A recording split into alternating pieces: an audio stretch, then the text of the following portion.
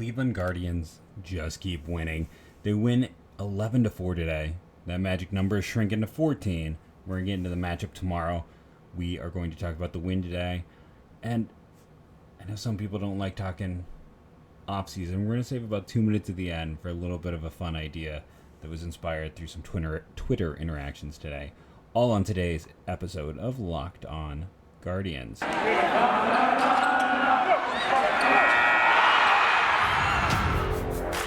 You are Locked On Guardians, your daily podcast on the Cleveland Guardians, part of the Locked On Podcast Network, your team every day.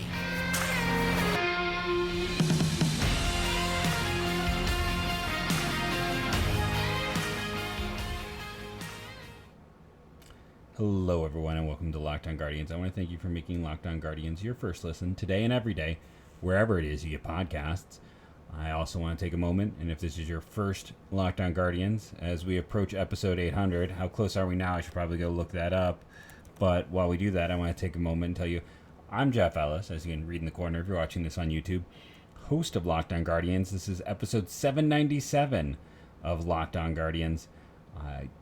Before this, I was a lead draft and prospect analyst at Scout and 24/7, and before that, I wrote mainly an Indians baseball insider, but you could pretty much find my work anywhere. If a Cleveland blog existed, I had something appear for some period of time on it. So let's talk about the game today. Sam Hench's first save of the year, a little bit surprising. Man, has he been good. Talk about watching. Listen, I like to watch the out-of-town broadcasts. One, I think it's good to get an outside view. And two, it's just interesting to see the things you don't pick up, like finding out that Hench's had the best ERA of any reliever in the second half. Can I make my one little complaint this year about the broadcast? I know I've been making complaints about the broadcast, but just more, not even the broadcast. This has nothing to do with the broadcast. Just seeing all these teams this year that have done all these great things, showing like guys getting out, like, and we keep hearing about how Andy Tracy keeps like tricking guys and, you know, kind of being funny about the promotions. Cleveland's had 15 players make their debut this year. By the way, co-host alert, he wanted to come up and talk about this. 15 players. They haven't done anything special for these guys. No big announcement videos, none of the fun that like every other organization is doing, some better than others.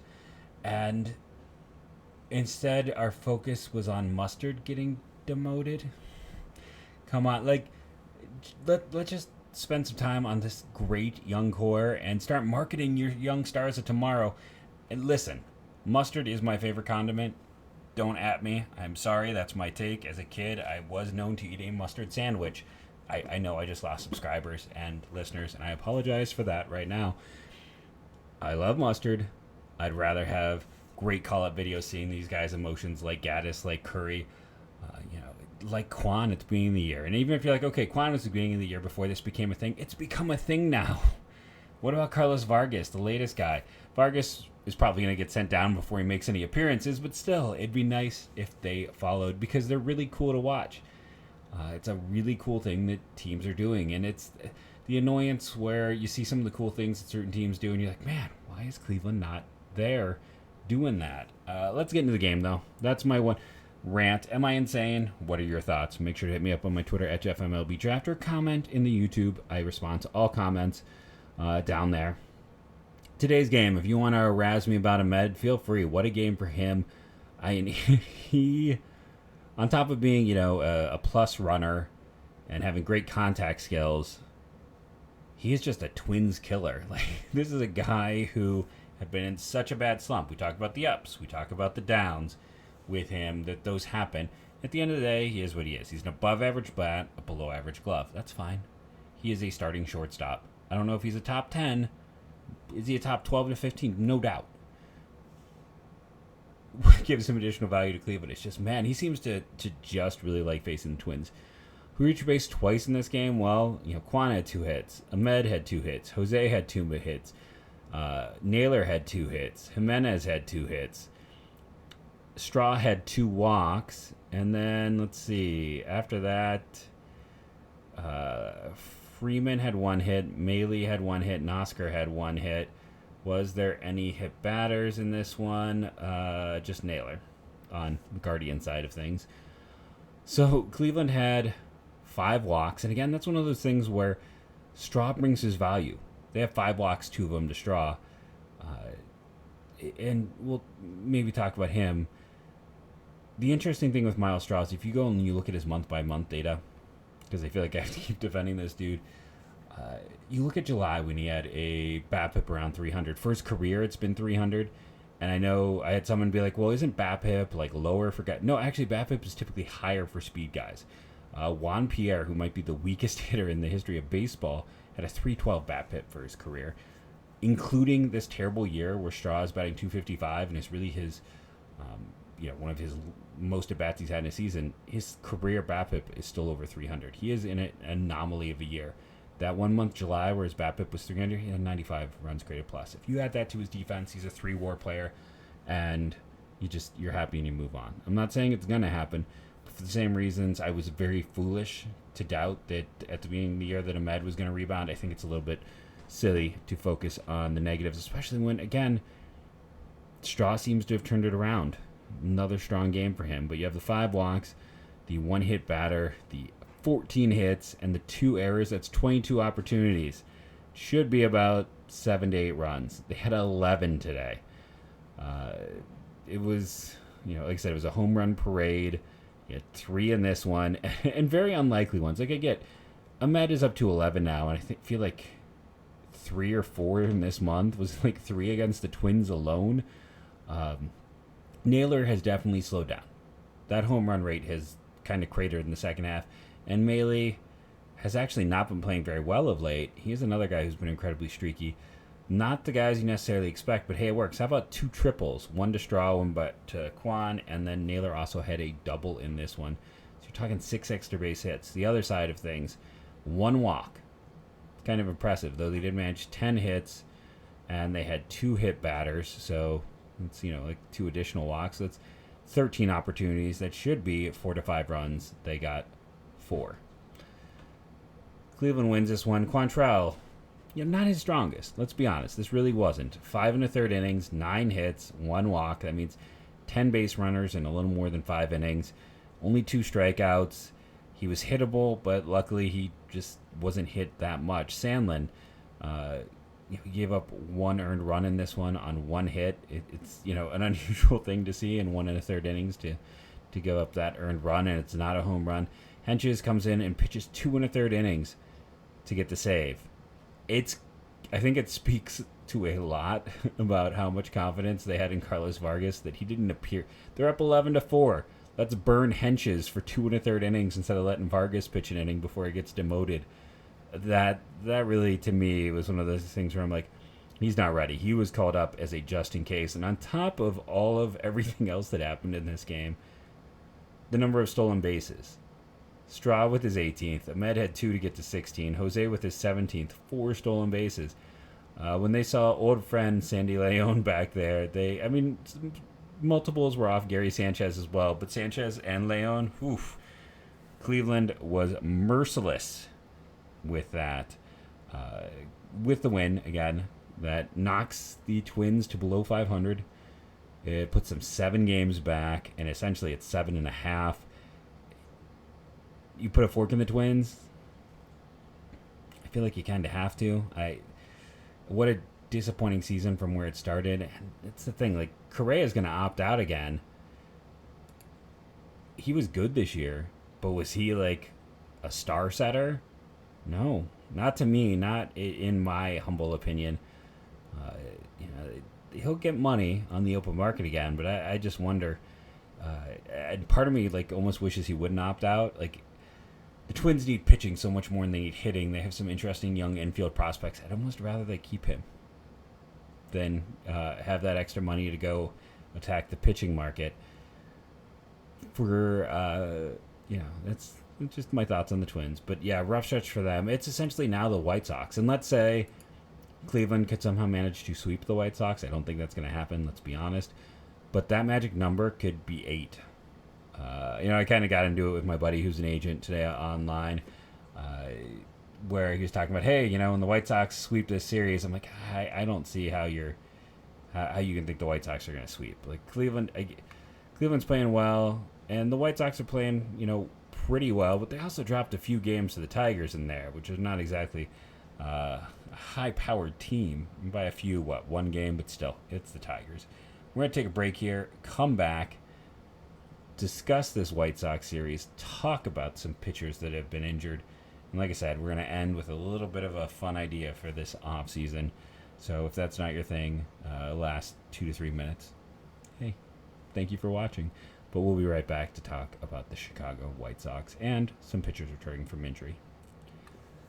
These days, every new potential hire can feel like a high-stakes wager for your small business. You want to be 100% certain that you have the access to the best qualified candidates available. That's why you check out LinkedIn Jobs. LinkedIn Jobs helps you find the right people for your team faster and for free. Add your job and the purple hiring frame to your LinkedIn profile to spread the word that you're hiring. Simple tools like screening questions make it easy to focus on candidates with just the right skills and experiences so you can quickly prioritize who you'd like to interview and hire.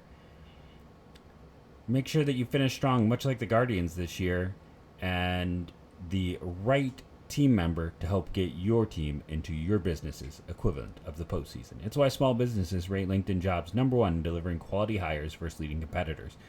LinkedIn Jobs helps you find qualified candidates you want to talk to faster. Post your job for free at linkedin.com/LockedOnMLB. That's linkedin.com/LockedOnMLB to post your job for free.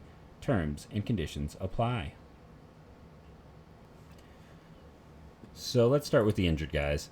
Plesac will throw a simulated game on Tuesday. He might be back to pitch. I know there's good people who are like, no, I don't want to see him the rest of the year, because there's a lot of people who are just tired of him, including his agents, who let him go.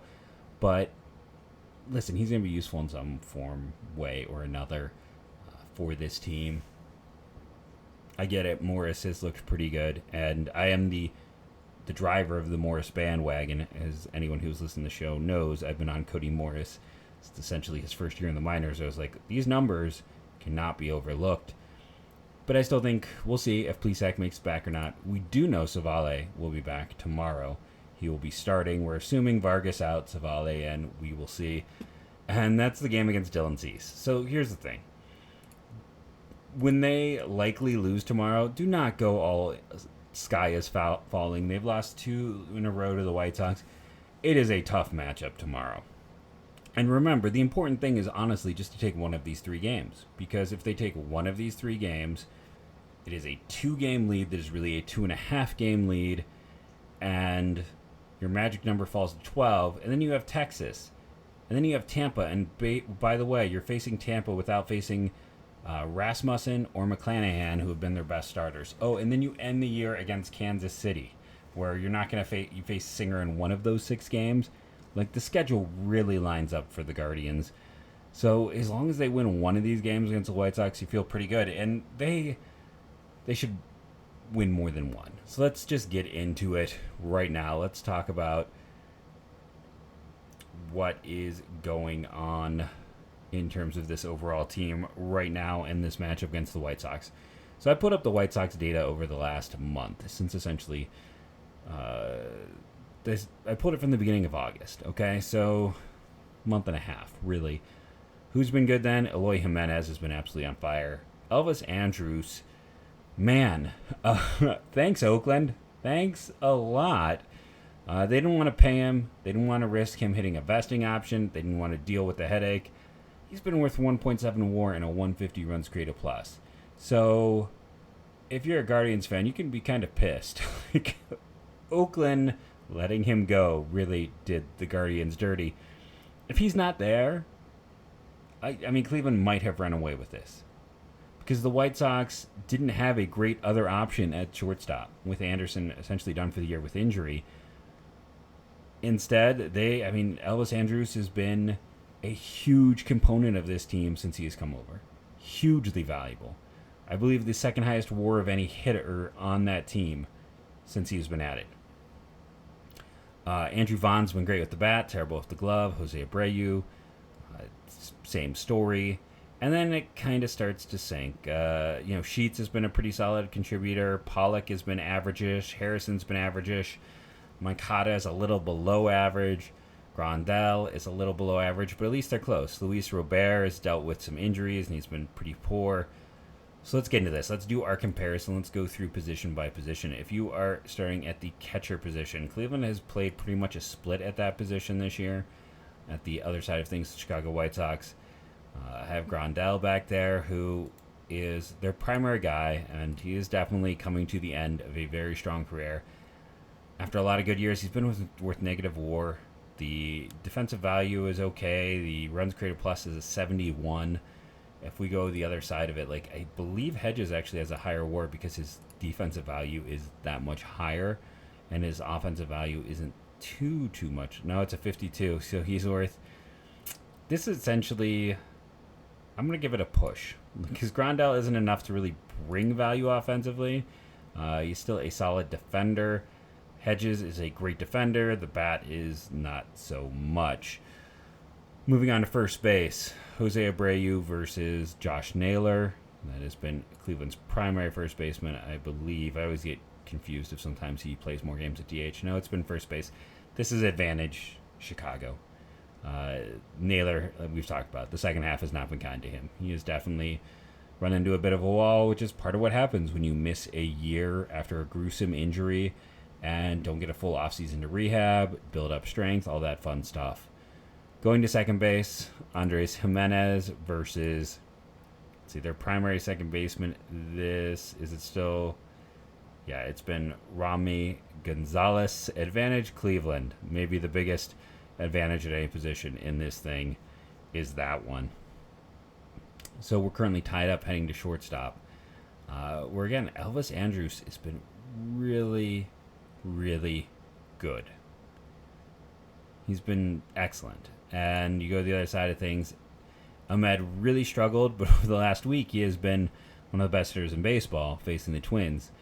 Is he at one of those unbelievable hot streaks? Is he going to be that guy who can really push this team forward? It's hard to say, but I right now with what Andrus has done, you compare the two over the last month and a half, it's clearly Andrus, and he's the better defender of the two as well. So I'm giving that to the White Sox. Third base, Jose is starting to look like the Jose of more typical. That is advantage Cleveland. Even though Josh Harrison, I think, has done a better job at third base than... no, I'm sorry. That's right. Harrison was supposed to be the second baseman. Moncada at third base is just... It's been a down year. So we're completely tied up moving to the outfield. Left field, Andrew Vaughn. Huge bat, no glove. Cleveland has Stephen Kwan, where the bat is not as good, but the glove is better. I'm going to lean into Kwan in terms of overall value through the course of a year. Center field, Straw is playing better. And for the White Sox in center field, it's been mostly A.J. Pollock. A position that he is, used to be a center fielder. He's more of a guy you want in left field now. So he's going to be a negative defender there. He has, for most of the year, been a below average bat. But he's been closer to average. Here's the thing. In 125 games, he has been worth 0.4 WAR. For as much as we all have our issues with Straw, he has been worth 1.4 WAR. It's been worth a whole win more because of the defensive value. So now he's up to 1.5, by the way, with his play of late. So when you're just looking at that, it's Straw. It's weird to say, right? Like, part of me wants to say push, but if that's what you're looking at between those two positions, Straw has been more valuable to a team this year because the defense is that extraordinary. Moving on to right field, Oscar Gonzalez, and then on the other side of things for Chicago, their right fielder has been Gavin Sheets. Sheets is not very good defensively. That's their problem. Like, their outfield defense is kind of a mess right now. You definitely want to... Cleveland's offense might actually not be the right one. You almost want one that's going to hit in the outfield and see what happens. Gavin Sheets has a negative WAR this year. He's got a 101 runs created plus, negative defense. Oscar Gonzalez has been better. He's got an above-average defender, above-average bat. So that gives Cleveland a 3-spot advantage. You move to DH. Eloy Jimenez crushes the multi-headed monster of mediocrity that Cleveland has at DH. So that gives Cleveland a 2-spot advantage, though. You look at the bullpen, both very strong. I think Cleveland's is a little bit better. Hendricks Graveman hasn't been as strong of late. He's had some ups and downs. They've dealt with a lot of injuries. You're looking at guys like Diekman, Lopez, Bummer, who I kind of expected them to all perform a little bit more than they have this year. I think bullpen has advantaged Cleveland. And then starting pitching matchups. Okay, first game is just undoubtedly, when you're getting into it, Dylan Cease versus Aaron Savale. That's advantage Chicago. I had someone try to talk about how Cueto's been nails, and I'm like, listen, Cueto has been a very nice find for them this year, but he's still got a 394 FIP. Doesn't miss a lot of bats. Now he's given the Guardians some troubles this year, and he's kind of the type of guy anymore who does affect them. The 309 ERA is a little bit inflated relative to what he does. He doesn't miss any bats, which Cleveland doesn't either. You're looking at that ground ball percentage type of stuff. Against Bieber, that should be a strong advantage with as good as Bieber has been. So then the toss-up matchup in this one really comes down to McKenzie versus Lance Lynn. And Lynn hasn't been quite himself this year. He's been a little bit more long ball prone. He's also just getting up there. He's 35 years of age. I was kind of curious because the Chicago fans are saying that he's kind of on a tear of late. It's hard to say any starter is on a tear because it's kind of a short thing month to month. And honestly, okay, so September and October he's got a 1.61 FIP, but during that time, September/October, we're not that far in. Is that like 2 starts in September and October? It's 19 innings pitched. So, yeah, he's been good, but so is Tristan McKenzie. And I think right now McKenzie's the better pitcher in my general view between the two of them. It's not to say Lance Lynn is bad, but I think Cleveland should be viewed as having the advantage in 2 of these 3 matchups. And that's what I would expect them to take, is 2 out of 3 against the Chicago White Sox. I know White Sox fans will disagree. Guardians fans, what do you think? We're going to take our break, come back, and like I said, we're going to have some fun at the end with an idea for the offseason.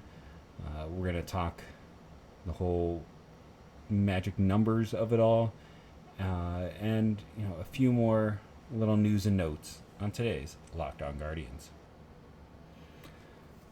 So I was like, did they lose 1 to the Tigers? You know what it was? It was in between that beating of Cleveland last week. They lost 1 to the Rockies, 1 to the Tigers on each side of that. So that's what I had in my mind. For the White Sox, they have this series against Cleveland.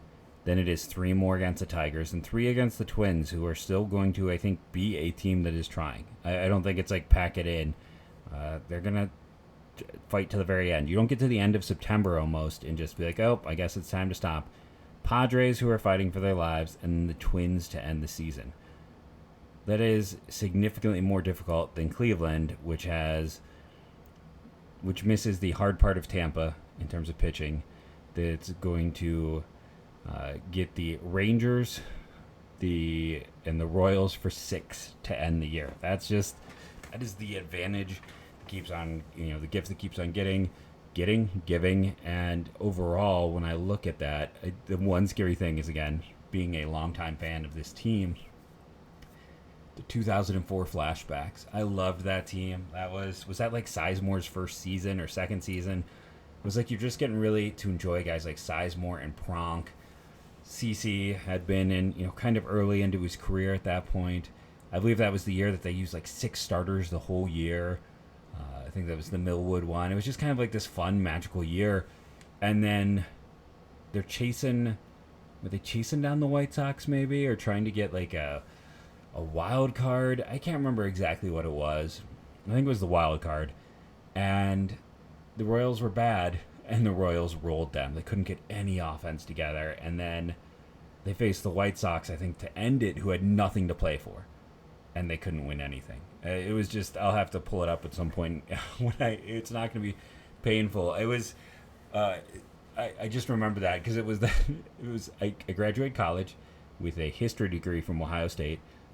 Big mistake, history degree. Sorry to anyone else who might have it.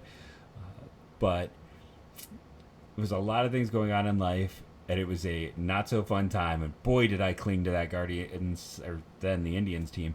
And just to watch that slow train wreck towards the end of the summer was brutal, and one of those things I will never forget. Now, I know. What a bummer. What a way to end a show. So we're gonna move on from that. And again, people are gonna crap on this Guardians team. I see all sorts of takes on it about this offense. Baseball isn't just offense. And yeah, the lack of power is something that affects them. But the high level defense they have built, at most positions, they are plus or above average defensively. Base running. This is one of the best base running teams in baseball. Maybe the best bullpen in baseball. The 1, 2, 3 of their rotation is very strong. We all focus on offense. Offense sells. But I think this team is a lot better in all the other secondary things. And by the way, pitching isn't secondary, but sometimes it feels that way. So I wanted to talk about something fun here at the end of the show. So we know this team struggles against lefties. They kind of need a better platoon bat than Owen Miller. What about, I want to read some baseball savant data. How about a guy whose defense at first base was 82nd percentile? Whiff percentage, 74th. Chase, 89th. Walk, 98. Well, you're like, well, that sounds like this team a lot. He's not chasing, he's walking. K, 79th percentile. Yeah, definitely fits with this team. What about power? Well, average exit, 81st. Hard hit percentage, 74th. Barrel, 60th. That's one of their worst. Expected slugging, 73rd. This sounds pretty good, right? What happens if I told you that player will probably be very cheap? You might be very confused. Like, okay, well, what about against lefties? What happens if I told you this year against lefties, their runs created plus is a 132, versus righties it's a 91, and that their slash line versus lefties is 247, 393, 382, 775. And you're like, okay, so you're telling me this guy's going to be cheap? And I'm like, yeah, he'll probably be under $5 million. There'll be some people who hate this idea. And the one downside to this idea of fun is would he be used properly? But what about old friend Carlos Santana? Have you been paying attention since he went to Seattle? It's just interesting to look at him. He has been a big part of that team. He has been very useful in kind of this platoon role.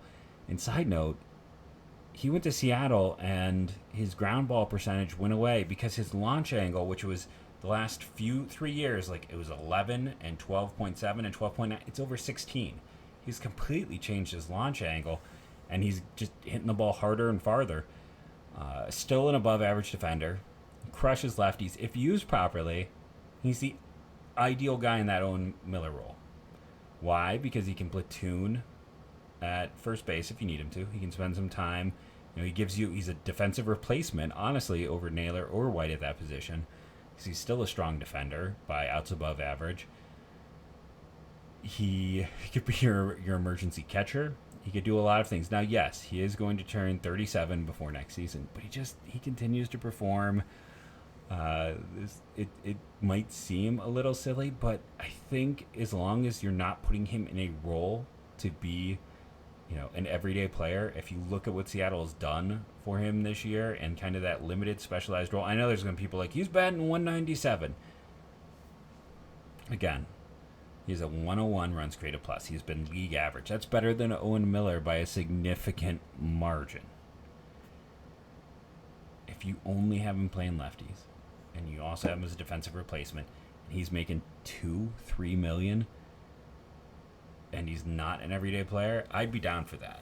It is exactly kind of the guy they need for that role, where it's also there's no push to start. He's also a good clubhouse guy, has friends in that clubhouse. There's a lot of advantages to the idea of a Los reunion. So when Quincy Wheeler brought this up on Twitter, so I wanted to give him the shout out for it. But yeah, if Tito wouldn't play him all the time, he would be incredibly valuable. He is a weirdly perfect fit for what this team could probably spend and what they kind of need as a incremental improvement that could be worth 1 to 2 wins in a year and really help a team that struggles against lefties. And for those who hate the hot stove chatter before the season ends, more view it as just me being part of the Carlos Santana Appreciation Club. I've been Jeff Ellis. This has been Locked On Guardians podcast for today. Remember to rate and review, download daily. It helps. Please subscribe on the YouTubes. And as I end every show, go Guardians, go.